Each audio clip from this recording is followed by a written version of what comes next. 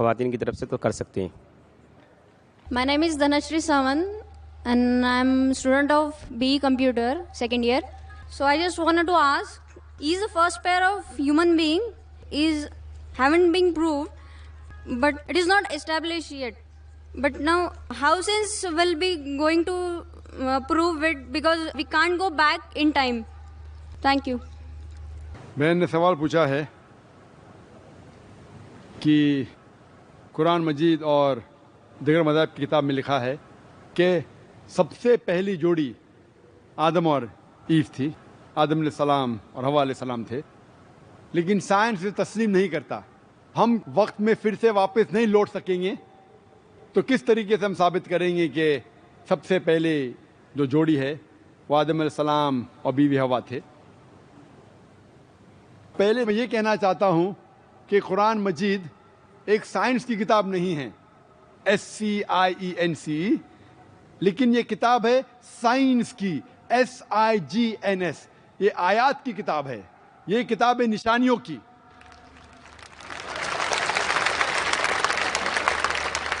اور قرآن مجید میں سب سائنس کے فارمولا نہیں ہیں، لیکن قرآن مجید میں 6000 سے زیادہ آیتیں ہیں، 6000 سے زیادہ نشانیاں ہیں، اور اس 6000 میں سے 1000 سے زیادہ الحمدللہ سائنس کے بارے میں بات کرتی ہے. اور میں یہ کہنا چاہتا ہوں کہ سائنس اتنی ایڈوانس نہیں ہے، تو میں کیوں قرآن مجید میں ہر بات پہ عمل کرتا ہوں. جو بھی قرآن مجید میں لکھا ہے سائنس کے بارے میں، اگر آپ میری تقریر سنیں گے، مثال کے طور پہ ہم کہہ سکتے کہ 80% سائنس پروف کر چکا ہے کہ جو بھی قرآن میں لکھا ہے 100% صحیح ہے. 80% جو قرآن میں لکھا ہے سائنس یہ ثابت کر چکا ہے کہ 100% صحیح ہے. ابھی 20% از ایمبیگوس، جو ہمیں پتہ نہیں. اس 20% میں سے 1% ابھی تک ثابت نہیں کیا گیا ہے کہ وہ غلط ہے. ان نون، ایمبیگوس، پتہ نہیں، تو ہم ڈالتے اسے ڈاؤٹ فل کیٹیگری میں. Doubtful, we don't know. تو میری لاجک یہ کہتی ہے اگر 80% 100% صحیح ہے اور 20% ڈاؤٹ فل ہے، ان نون ہے، ایمبیگوس ہے، اس میں سے 0.1% بھی ثابت نہیں ہو چکا کہ غلط ہے، کیونکہ سائنس اتنی ایڈوانس نہیں ہے کہ اسے ثابت کر سکے. تو میری لاجک یہ کہتی ہے کہ یہ 20% بھی انشاءاللہ صحیح ہوگا. اور اس 20% میں آتا ہے کہ پہلی جوڑی انسان کی تھی آدم علیہ السلام اور بیوی حوا. سائنس اتنی ایڈوانس نہیں کہ یہ کہہ سکے کہ اس زندگی کے بعد اور ایک زندگی ہے، لائف آفٹر ڈیتھ. آخرت کے بارے میں سائنس اتنی ایڈوانس نہیں. سائنس یہ نہیں تسلیم کرتی جو قرآن میں لکھا ہے کہ قرآن میں ذکر ہے جنت اور دوزخ کا، قرآن میں ذکر ہے جن کا. سائنس اب تک اتنی ایڈوانس نہیں کہ اس کے بارے میں کہہ سکے کہ یہ صحیح ہے.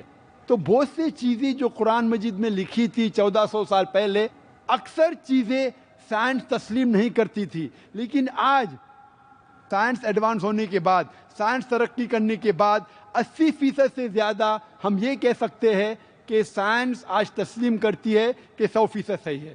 انشاءاللہ ہو سکتا ہے کہ 50 سال بعد، 100 سال بعد، 200 سال بعد سائنس یہ بھی تسلیم کریں گی کہ جنت ہے، دوزخ ہے، جن ہے، اینجل ہے، اور یہ بھی تسلیم کریں گے کہ پہلی جوڑی آدم اور بیوی حوا تھی. اگر دوسرا کوئی غیر مسلم ہے جو ہندی میں سوالات کرنا چاہتا ہے، ہی از موسٹ ویلکم. جی بانوں کی طرف سے کوئی سوال ہو تو کر سکتے ہیں. Hello, sir, I'm Dr. Bhagyashree. I want to ask you a question about the organ transplantation, because generally in medical field, we encourage the blood donation for the patients who are suffering in a very critical condition. But after the brain death, medical field encourages the organ donation like eye donation or liver donation, kidney donation. What is the Islam says about the organ donation? بہن نے سوال پوچھا ہے کہ اسلام کی رائے کیا ہے organ donation کے بارے میں. جس طریقے سے بلڈ ٹرانسفیوژن کرتے، آرگن ڈونیشن کر سکتے، انسان زندہ ہے یا انسان مرنے کے بعد ہم کڈنی یا آنکھ یا کچھ دے سکتے ہیں کہ نہیں. آرگن ڈونیشن کے متعلق اسلام میں کہا گیا ہے کہ ڈائریکٹ کوئی ورس قرآن میں نہیں، آیت نہیں ہے، کوئی حدیث نے جس میں لکھا ہے کہ آرگن ڈونیشن کر سکتے ہیں نہیں کر سکتے. لیکن جب ہم تحقیق کرتے ہیں قرآن کی آیتوں کی اور حدیث کی، اور بہت سے میٹنگ اور کانفرنس ہو چکے، اس کے اندر 3 شرط اگر پورے ہوتے ہیں تو آرگن ڈونیشن جائز ہے. پہلی شرط، اگر جو شخص اگر زندہ ہے اور کوئی آرگن ڈونیٹ کرتا ہے اس کو میجر لاس نہیں ہونا چاہیے. مثال کے طور پہ اگر میں دل ڈونیٹ کروں گا تو مر جاؤں گا، تو میں جیتے جی دل کو ڈونیٹ نہیں کر سکتا ہوں.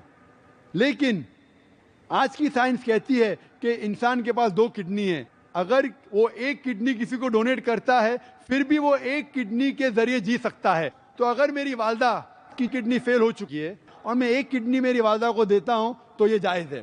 دوسرا پوائنٹ، جو شخص آرگن کو ریسیو کرتا ہے اس کو میجر بینیفٹ ہونا چاہیے اس کے لائف میں. اور تھرڈ، کوئی بھی آرگن ڈونیٹ کرتا ہے تو پیسہ اسے نہیں ملنا چاہیے، not for any economical grains.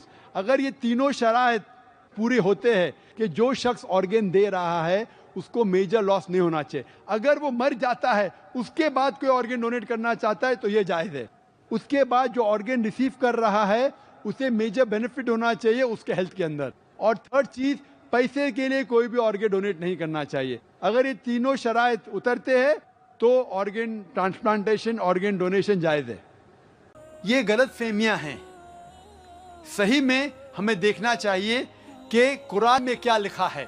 قرآن میں لکھا ہے سورہ بقرہ میں سورہ نمبر 2 آیت نمبر 221 میں کہ اے مومنو، اے مسلمانوں، کوئی بھی مشرک عورت سے شادی مت کرو جب تک وہ ایمان نہ لائے.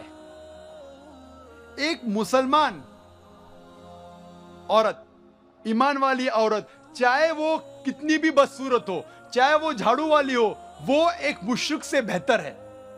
اگر آپ کو کوئی مشرک یا مومنہ سے شادی کرنا ہے تو قرآن میں لکھا ہے کہ مومنہ سے کیجئے، مسلم عورت سے کیجئے.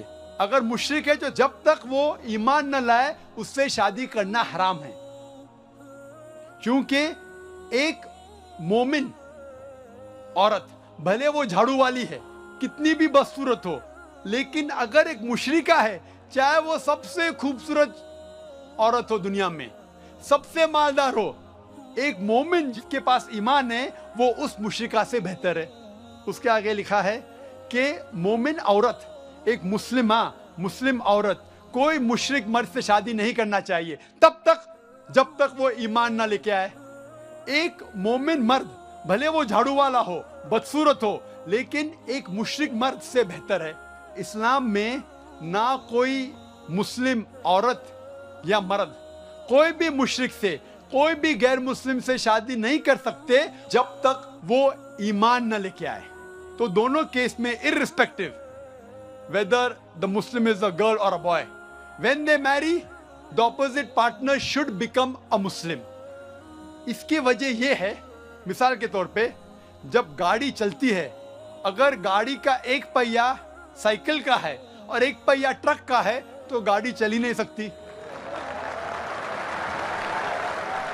اسی لیے ہم مسلمان مانتے ہیں کہ ہمارے آخرت کے لیے ہمیں اللہ پہ ایمان لانا چاہیے اور شرک نہیں کرنا چاہیے، اور جو ہدایت اس قرآن میں دی گئی ہے اس کے اوپر عمل کرنا چاہیے. اگر میرا لائف پارٹنر، اگر میری اردھانگنی بولتے بیٹر ہاف کو، بیٹر ہاف، اگر میرا بیٹر ہاف جہنم میں جائے گا تو کیسا شوہر ہوں میں؟